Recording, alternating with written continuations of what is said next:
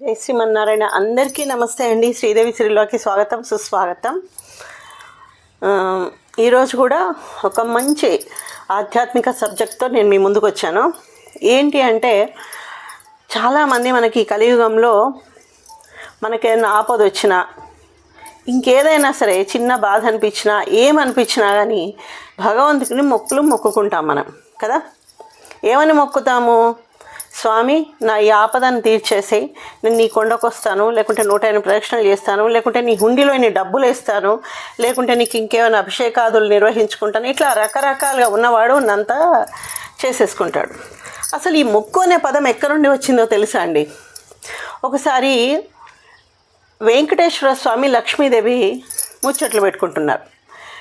లక్ష్మీదేవి అడిగిందంట, ఏమని? స్వామి, కలియుగాంతం వరకు మీరు ఇక్కడే ఉండి కుబేరుడి అప్పు కడతా అని మీరు అన్నారే, మనకు అప్పు కట్టడం పెద్ద కష్టమా? ఎందుకంటే ఆమె ఆదిలక్ష్మి, అమ్మ పక్కన ఉంటే ఇంకేం కావాలి? ఐశ్వర్యం అంతా స్వామిదే కదా. మరి అలాంటప్పుడు ఎందుకు మనం ఇక్కడ ఉండడం, మనం వైకుంఠానికి వెళ్ళిపోదామని చెప్పేసి అన్నారంట అమ్మవారు. అన్నప్పుడు స్వామి ఒక మాట చెప్పారంట.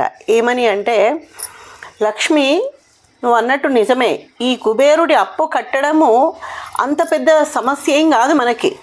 కానీ ఈ కలియుగం ఉంది చూసావా, ఈ కలియుగంలో ఆ కలిపురుషుడి ప్రభావం వల్ల మనుషులు చేసేది పాపమని తెలుసు, తప్పని తెలుసు, పొరపాటని తెలుసు, అయినా సరే దాంట్లో నుంచి బయట పడలేక ఒక అడిక్ట్ అయిపోవడం అంటారు చూడండి, అట్లా పడలేక ఆ పాపం చేసేస్తారు. పాపం చేసిన తర్వాత ఏమవుతుంది? ఆ పాపానికి ఫలితం అనుభవించాల్సి వస్తుంది కదా. అప్పుడు నేను గుర్తొస్తా, చేసేటప్పుడు గుర్తురాను నేను, అప్పుడు గుర్తొస్తా. అప్పుడు గుర్తొచ్చి అప్పుడు ఆపదం రొక్కులవాడా అంటారు చూడండి. ఆపదం రొక్కులవాడా అనేది ఉంది చూడండి పదము, ఆ నామం అందుకే వచ్చింది. ఆపదం రొక్కులవాడా, నన్ను కాపాడు అని చెప్పేసి అప్పుడు గుర్తొస్తా నేను.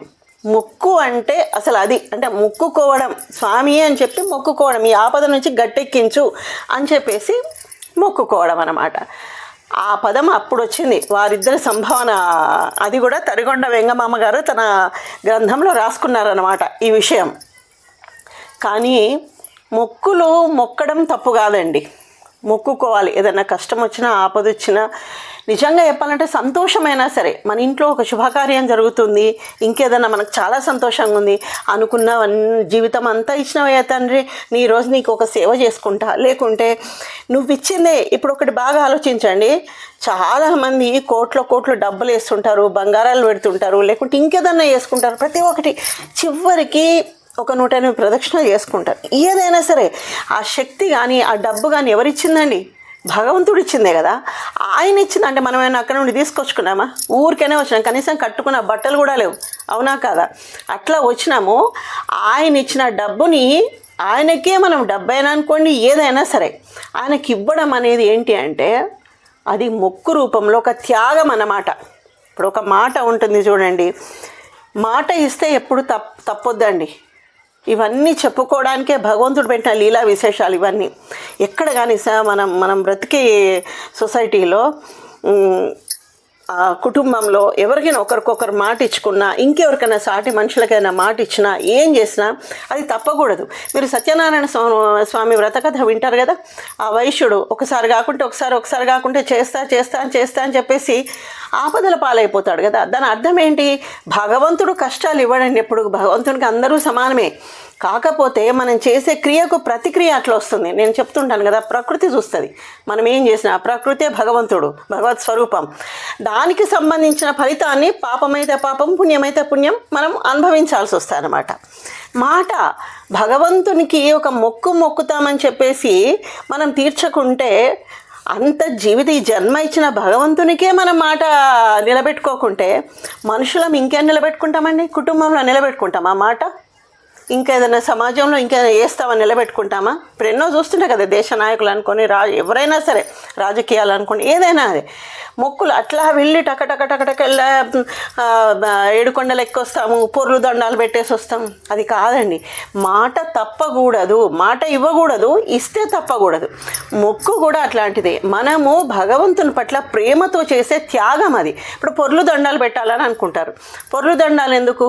స్వామి, నాకు అనుకుని నెరవేరింది, ఈ శరీరానికి కష్టమైనా సరే ఈ శరీరాన్ని నీ కోసం అట్లా దండాలు పెట్టుకుంటూ నేను చేస్తా అనేది అది.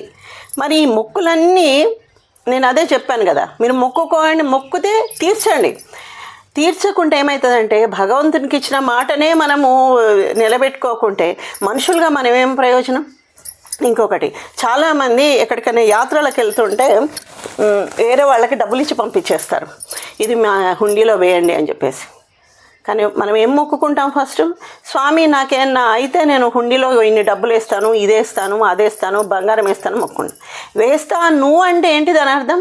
వేయించేస్తున్నా ఇంకెవరితోనో పంపిస్తున్నాను అనుకోలేదు కదా. వేస్తాను అంటే మనము స్వామి దగ్గరికి వెళ్ళి ఆ మొక్కు తీర్చుకోవడం. అది మనం ఏదైతే అనుకున్నామో అది బాగా గుర్తుపెట్టుకోండి.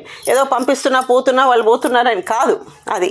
ఆ తర్వాత మొక్కు మరి తీర్చలేకుంటే ఏం చేయాలి? మొక్కులు ఎందుకు మొక్కుకోవాలి? తీర్చలేకుంటే ఏం చేయాలి? బాగా గుర్తుపెట్టుకోండి. ఏం చేయాలి అంటే మనకి ఏదైనా ఇప్పుడు మన ఈ జీవన విధానంలో ఏదన్నా ఫీ కట్టాలి, ఇంత స్కూల్లో ఫీ కట్టాలి, ఫీ కట్టకుంటే ఇన్ టైంలో మీరు ఫీ కట్టకుంటే మీకు పెనాల్టీతో కట్టాల్సి వస్తుంది అంటారు. అంతేందుకంటే ఒక కరెంట్ బిల్ కట్టాలంటే డ్యూ డేట్ ఇన్ టైంలో కట్టకుంటే పెనాల్టీ వేసేస్తారు కదా. అట్లానే మన మనస్సుతో చేసే పని భగవంతుడు అడగడు పెనాల్టీ, మన మనస్సుతోని. స్వామి నేను ఒక 108 ప్రదక్షిణలు చేయాలనుకున్నా, కానీ చూసావా నేను ఇన్ టైంలో చేయలేకపోయినా, తండ్రి తప్పైంది, నేను ఇంకొక 21 నీ కోసం చేస్తా.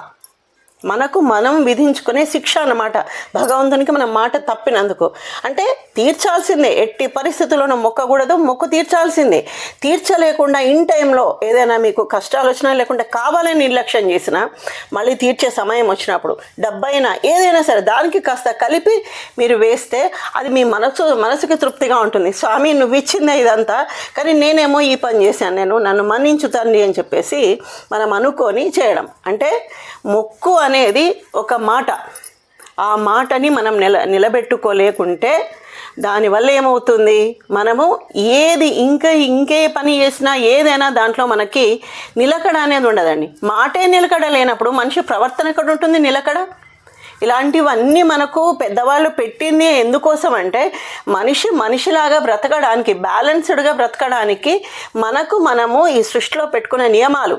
ఆ నియమాలు అనేది భగవంతుని దగ్గరనే మనం నిలబెట్టుకోకుంటే ఇంకేం చేస్తాం? ఇక్కడ ఒకటి ఉంటుందా మనకి? ఆత్మ సంతృప్తి ఉంటుందా? పశ్చాత్తాప భావన ఉంటుంది. కాబట్టి మొక్కండి, మంచిగా మొక్కుకోండి. భగవంతుడికి మొక్కకున్నా మిమ్మల్ని అడగడు భగవంతుడు. కానీ మీరు మాత్రం తప్పకుండా మీకున్న దాంట్లో భగవంతునికి ఆయన ఇచ్చిన దాంట్లో ఆయనకి కొంత, అది అనాథర రూపంలో కనిపిస్తాడు భగవంతుడు, వృద్ధుల రూపంలో కనిపిస్తాడు, పేదవాడి రూపంలో కనిపిస్తాడు, ఆలయంలో ఉంటాడు భగవంతుడు. ఎన్నో ఉంటాయండి, మూగ జీవాల రూపంలో ఎన్నో ఉంటాయి, ఎన్నో చారిటీస్ ఉన్నాయి. ఏదో రూపంగా మీరు ఆ భగవంతునికి సేవ చేసుకొని అది మొక్కు అనే పదానికి ఒక విలువ అనేది ఇవ్వండి మీరు, సరేనా? అంటే మొక్కుకున్నా ఇలాంటి పనులు చేయండి, మొక్కితే తప్పకుండా అది తీర్చండి. దాన్నే మొక్కు అంటారనమాట. ఆ పదం మొక్కులవాడు మనకు పెట్టింది ఇందుకోసమే ఈ పదం అనేది. కాబట్టి మొక్కండి, మొక్కలేకుంటే దానికి వీలైనంత ఇంకొంచెం ఏదైనా కలిపి మళ్ళీ తీర్చండి. ఆ తర్వాత భగవంతుని కృప అనేది మీకు తప్పకుండా లభిస్తుంది. దీనివల్ల ధర్మంగా బ్రతకడానికి మనల్ని మనము ప్రూవ్ చేసుకున్న వాళ్ళం అవుతాం కదా. ఇంకా మనసు స్పందించినప్పుడల్లా ఒక మంచి వీడియోతో నేను మీ ముందుకు వస్తూనే ఉంటాను. అంతవరకు నమస్తే.